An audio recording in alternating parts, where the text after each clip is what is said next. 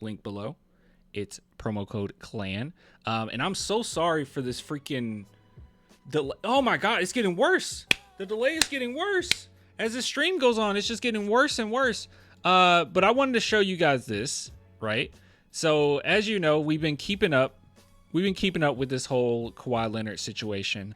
We've had fans, shout out to all you guys, but we have fans DMing me and like, hey, I got my own perspective on this whole thing. I've been thinking maybe we should do like some type of like call-in show. I mean, that would be really cool.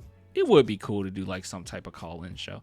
I need to figure that out because I want people to be vetted, right? I don't want just like some randos and then jumping out here calling me the N-word, right? I mean, if that's how you feel, I guess. But yeah, because I think that happened before. Like we had like random people on, they weren't vetted, and it was like kind of random. Most people were cool though. Well, I mean, look, 99.9% of people were dope. But you got to be careful. You got to be careful, especially when you do live streams and stuff.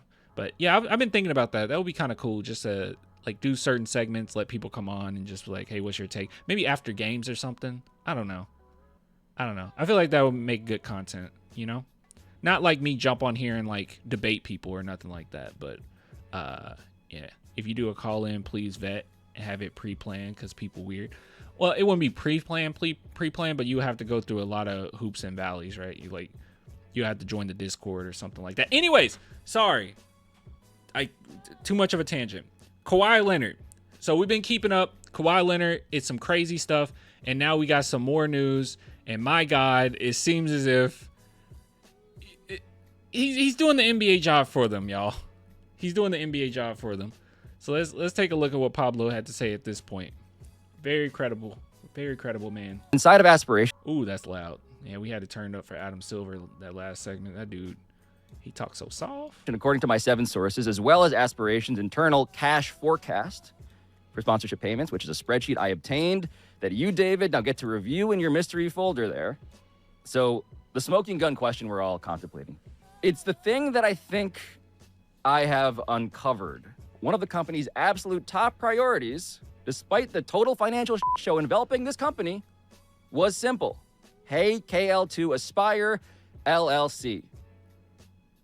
David, what is it marked there? It is marked critical. So in all fairness to Uncle Dennis, he's not... Bro. It is just so funny to me that people are calling him Uncle Dennis. It is so funny. Spurs fans started that, right? Like, we started that. We were like, it's his uncle and his Dennis. Let's put the two together, right?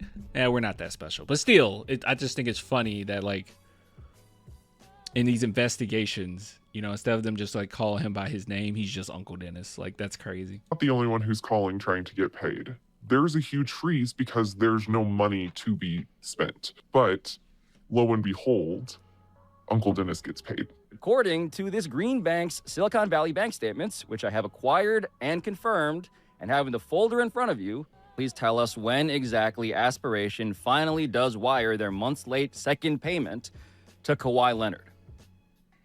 December 15th of 2022. Could you imagine this hitting your bank account? Jeez. 1.75 million. So this payment was made December 15th, 2022. Mm-hmm. When was the 20% of the staff laid off? The same day. Oh. Something happened just 9 days before the wire out to Kawhi's KL2 Aspire LLC for $1.75 million on December 15th. On December 6th of 2022. People were let go the same day Kawhi got paid.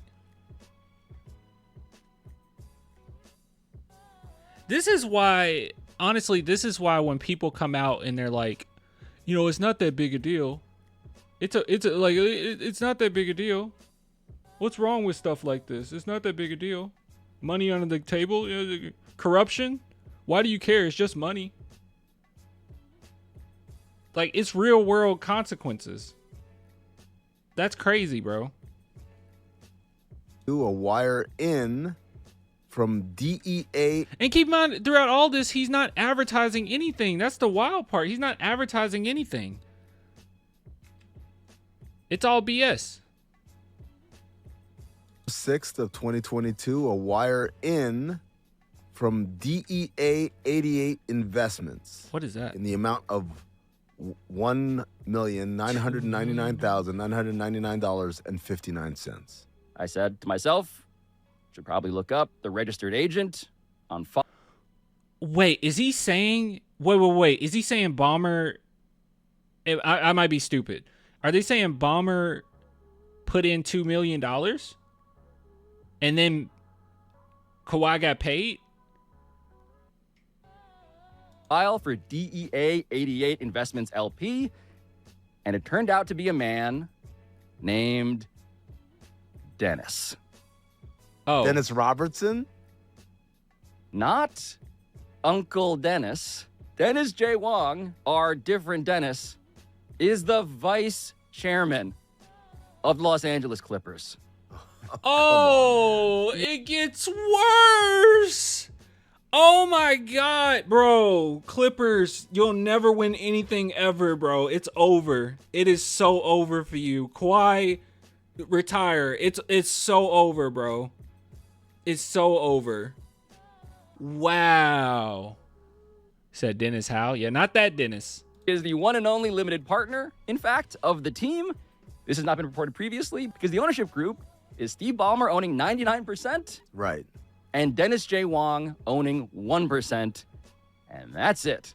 But I did want to know what my second source knew at the time about the different Dennis in question. How surprising is it that a new investor would put money in December 2022 who had not already clearly been deeply invested into the company? So But sure, Ballmer knew nothing about nothing, and he's just caught off guard. Okay, he's poor Ballmer. He just, poor little billionaire. He didn't know. it is beyond shocking. And I will tell you, I knew that they had put money in December to make payroll and make rent and all that material. It is not a rational investment that someone would make. So it is very shocking to me that $2 million was made as an investment by Dennis Wong, who in my text is identified as the Clippers, Steve Ballmer's partner, a week before $1.75 million was paid to Kawhi. I am saying A week before he puts in $2 million, just make sure you have enough to pay Kawhi, right? Like just enough so you can pay Kawhi. $200K difference. Yeah, $200K difference, huge money for average citizen. Yo, give me, like legit. You give the average American like 70,000, actually maybe even 50,000. Sometimes that can change people's lives, That'll burn out pretty quick though. 100K, give somebody 100K, that'll change your life. 200K, oh, we rolling. 2 million for nothing, man. that is exactly what happened. And I am also saying that you should probably know that Dennis J. Wong was also Steve Ballmer's college roommate at Harvard in 1975. We reached out to Dennis Wong. That doesn't matter. I mean, we know that they're close. You don't have to. Via email, by a phone number linked to him in a records database. Also to the Clippers with interview requests, detailed list of questions. As we do here at Pablo Torre Finds Out, we outline our reporting. And Wong did not respond before our deadline. But the Clippers wrote us a new statement. Quote, Okay, I'll let him say it. the details of our relationship with Aspiration are under NBA investigation, but it is clear the company was a house of cards that defrauded. Oh no, they're rolling with that. Oh, they're rolling with that. Oh no, they're rolling with that. Oh, they're rolling with it. It's so over. It's so over. Look, we're under investigation. You should have just left it at that. He's like, but it's clear that this company defrauded Steve and many others. We look forward to sharing the facts with the league and providing them with all the information they need. Maybe I'm just too much of a pessimist when it comes to things like this, but I just have a very difficult time. But if I'm wrong, I'm wrong. I'll come on and say I'm wrong, but I just have a difficult time believing that Ballmer knew nothing and this wasn't a scandal. I have a very hard time believing this multi-billionaire invested this amount of money and had no idea about anything. They just pulled the rug underneath them. Also with the with the what came out about aspiration, like putting $1 billion on the table to try to put their name on the stadium. You're like, okay, yeah, you knew nothing, and then afterwards you still like invest in them. Come on. After that, because people were like, well, I think that he didn't know. He thought that it was fake. Well, if you thought it was fake, why would you invest in them right after? All right, and I think I had something. What is this? Oh, Pablo. Yeah, so Pablo had a follow-up. This is what he had to say here. He says, it's pretty funny that a number of NBA reporters who use single anonymous sources to break random transactions all the time have raised the bar on proving cap circumvention beyond what would satisfy an actual court of law. He's absolutely correct. The hypocrisy of some of these people. Like, there's legitimately NBA reporters that just have like one single source, right? Which is fine, but have one single source no one knows about, and we all just take that as face value, which it's reliable sources most of the time, especially if they're well known. But it's like, yeah, we'll take that, we'll roll with that. But all of this investigating, this real journalism, yeah, I think people are just jealous. They're just jealous. There's no way. There's no way he didn't know, bro. That's crazy. So the Clippers also played the victims card. They got defrauded. Yeah, right. Yeah, you don't remember when he played the victim card. We went over it. Man, I stumbled over my words there. He went on ESPN and he was like, "Woe is me. I didn't know anything." Ooh. And then you had Mark Cuban coming out and saying, if you were going to do some corruption, this is how he would have done corruption. This is why I think he had nothing to do with it, because real corruption is done this way. Like, it's insane. It's insane. Clan, we know it's use speaking with the voice changer, bro. What, when I did that like really high voice thing? It's crazy, man. It's crazy. Let's see what happens. We got to go over every step of what happens with this whole situation, because it's funny. But as we saw there, real world consequences, people losing their job after, like, come on, man. Ridiculous. Stuff's gross. All this. Somebody lost their job. People lost their job for like Kawhi to do nothing. It's crazy. Insane. I also love that he's like naming it the no-show contract. That's just funny. To me. Anyways, last thing I'll read. I'm just happy this should finally show the Spurs had nothing to do with the Kawhi leaving. It took so long, but yeah, I'm with you. I think basically everyone is in agreement now. There was like the small segment of toxic Spurs fans that just want to blame the Spurs for every little thing, which you guys know me. I am not one that just kiss the butt of, organization or whatever all the time. Like, I just don't. It's just for the Spurs, and as long as I've been a fan, they've been class. They're better than all. I gotta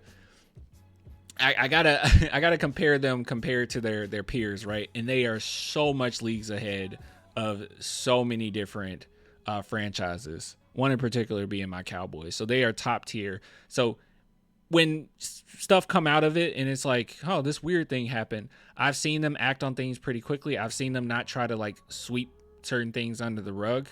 I guess they do that, but it's more so like a little bit of drama with the team or whatnot. They might do that. But as far as like big stuff like this, I could not fathom this happening with the Spurs. I couldn't fathom. It would never happen. Anyways, Clan, game 1 of 2017 Spurs versus Warriors West Conference Final is on NBA TV in an hour. You should watch it. I don't want to see that.